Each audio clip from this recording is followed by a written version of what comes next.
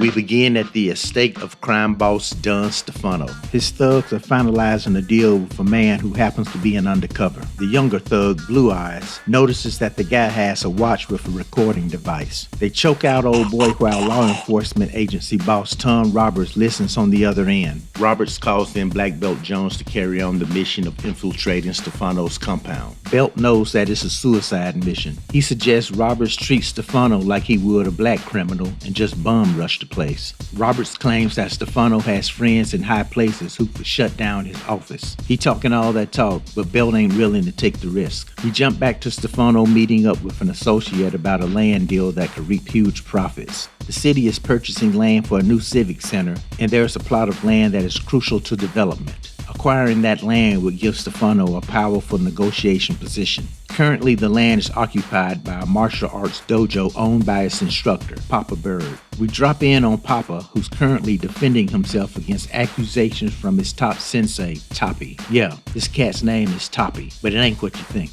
Instead of conducting class, Papa been out here in them streets rolling dice and chasing hoes. I guess he's trying to get it in while he can still get it in. And shit, honestly, Papa don't look like he should be teaching anything at his age. We jump to another part of town. We see some young brothers walking with purpose. They march into a pool hall and demand to see the owner, Pinky. Pinky moves things around in these streets. Pinky comes out and listens to the militants' issues. He gives them the age-old argument. Don't hate the player, hate the game. The Soul Brothers' backup team ain't shit cause Pinky's men get the jump on them. Now I thought Pinky was gonna play some pool and let the brother off with a warning. But nah, he was actually lining up a shot to knock this cat's teeth out with the cue ball. He scared this brother so bad that he left town and got a gig on a cruise line as a bartender. Stefano's thugs visit Pinky. They squeeze him about their share of his business profits coming up light. They got him $250,000 in the hole. However, if Pinky can get them the deeds to Papa's building, they might allow his skeleton to stay intact until he can raise the money that he owes. As luck would have it, Papa is already in debt to Pinky, so Pinky has the inside lane to wrestle the property away from Papa. Pinky pays Papa's dojo a visit. Pinky ain't got no chill and he quickly escalates something out of nothing. When the young student Quincy asks Pinky to remove his shoes, that's enough to send Pinky into fight mode. Pinky's goons attack but end up taking an ass whooping. Even old man Papa came from the back and kicked a couple of cats in the ankle. Pinky walks away defeated but not deterred. Next we see Belt out watching a bunch of snow bunnies jump up and down on trampolines. I think that was a thing to do back in the 70s. Belt is interrupted by a call from Toppy who tells him about Pinky's shakedown. Belt meets Toppy at the dojo. They both suspect that Pinky is going to make a return visit that night and the two prepare to defend the place. Belt gives Toppy instructions. Belt's instructions for Toppy was to turn the lights on and off every 3 seconds.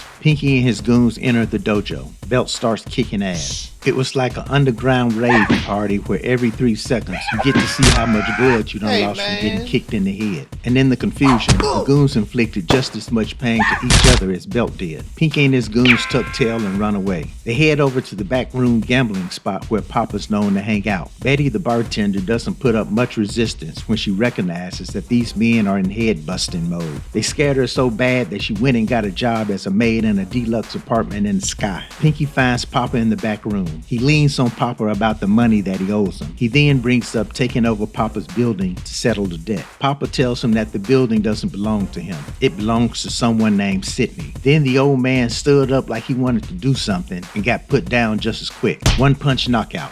Wait, that motherfucker dead. But now Pinky gotta find out who this Sydney character is that actually owns the building. Pinky reports to Stefano about his stagnant progress in getting the deed to the property. He tells him that he's gonna have to bring in some reinforcements to crack some skulls. He calls them bogards, which is a term that somehow has gotten by me my whole life. Now we at Papa's funeral. Roberts is in attendance. He runs into Belt and Toppy and drops a little information about Papa. Papa had a daughter listed in his will. Her name is Sydney. She's now the owner of the dojo. Next, we move on to the burial part. Belt is there with the perfect afro. And speaking of perfect, Roberts brings over a woman to meet Belt. It's Papa's daughter, Sydney, and she about a 10 out of 10.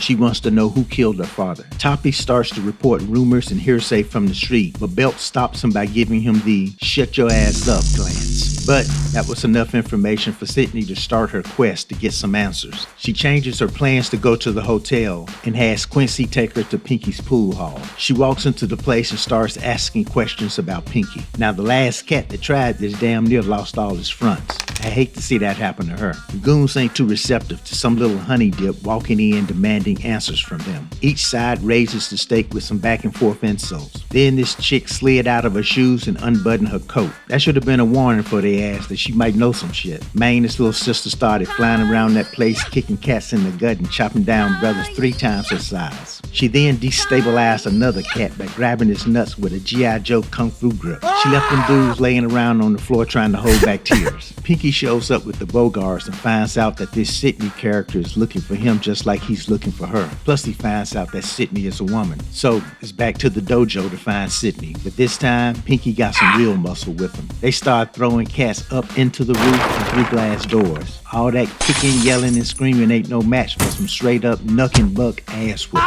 Pinky done broke out the calculator and added up his debts and expenses. There's Papa's original loan amount, interest, damages to his pool hall, dental expenses. He comes up with a smooth amount of $250,000 owed to him. Or they can just give him the building. Before Pinky leaves, he has the Bogart snatch Quincy and take him as collateral. Elsewhere, Sydney done connected with Belt. She's going on and on about her life story when Belt is saved by a phone call. It's Toppy, hyperventilating into the phone about Pinky and his goons kidnapping Quincy, demanding $250,000 or ownership of the dojo. Pinky's escalating requests sound fishy to Belt. He grabs the heater and prepares to meet Toppy. Sydney wants to join him, but he tells her to stay there, stay out of trouble, do some woman shit. You know, make him 4 chicken wings, fried hard and shit.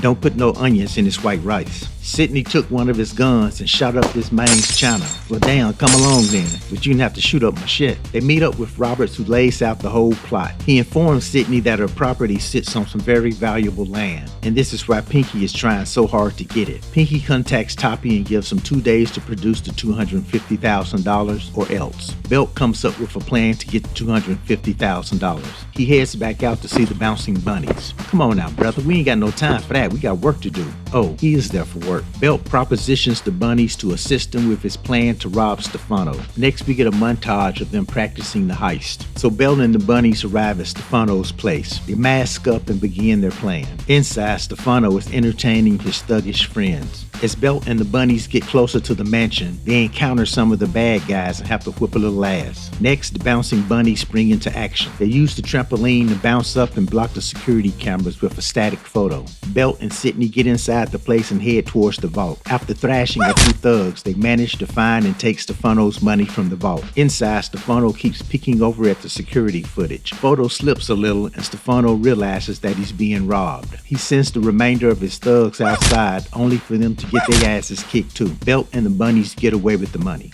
Belt and Roberts go over the next phase of their plan, swapping the money over to Pinky for the release of Quincy. Belt and Sydney arrive at the exchange location for Quincy. Pinky orders Belt to hurry the hell up. Inside, the swap goes over without incidents. Of course not. Pinky clearly has the upper hand and he uses the opportunity to rid himself of Belt once and for all. He orders his men to kill Belt and Quincy too when they can get around to it. Pinky then leaves to deliver the money to Stefano and his thugs. But Sydney didn't fall back. She makes her way into the spot and creates enough distraction that Belt breaks away and puts down the goons. Belt runs away and the goons follow Belt onto a train. The goons then do that thing where each guy respectfully waits his turn to get kicked in the head and thrown off the train by Belt. Belt prevails. He makes a phone call to Stefano and warns him that Pinky will be paying him with the same money that he just stole. At the payoff, the thugs believe just that Pinky stole their money only to turn around and try to pay off his debt with it. But Pinky ain't as dumb as you might think. He convinces the thugs that his operation ain't sophisticated enough to pull off a heist like that. He ain't got no damn bouncing bunnies at his disposal. He ain't got nothing but some hard-leg Bogart. Belt and Sydney reunite, and it's time for him to drop that hammer on her. But, well, okay, I ain't gonna give no commentary. I'm just gonna put up the quotes from the movie and let you read it.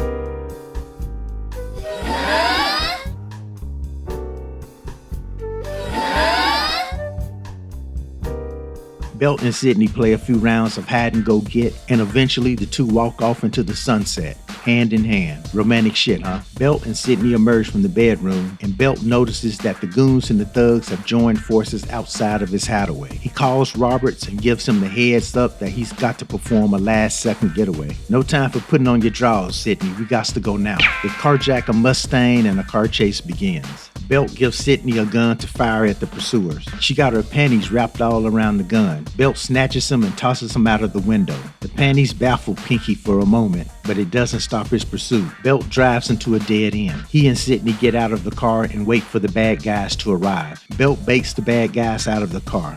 All right, it's fight time. What follows felt like a 20-minute exhibition of thugs and goons getting beat down. It was kind of like an assembly line of ass whoopery. Belt would soften up these cats, and then Sydney would karate chop them and dispose of them in the back of a garbage truck. Then she would turn on the packer, which I'm guessing would probably kill a man. But anyway, Belt goes on and on beating up bad guys. I mean, doing play-by-play on all the fighting is kind of difficult. I ain't no damn Howard Cosell. Long story short, Belt and Sydney beat up most everyone, and then we get down to the last two, Pinky and Stefano's head thug Tuna. Now, neither one of these cats are fighters, so Belt makes quick work of them, and then Sydney and him load them into the back of the garbage truck. They drive off with all the bad guys locked in the garbage truck. As they exit, they connect with Roberts and share a few job well done moments. They drive down the road, and we hear Pinky in the back of the garbage truck, bitching and complaining.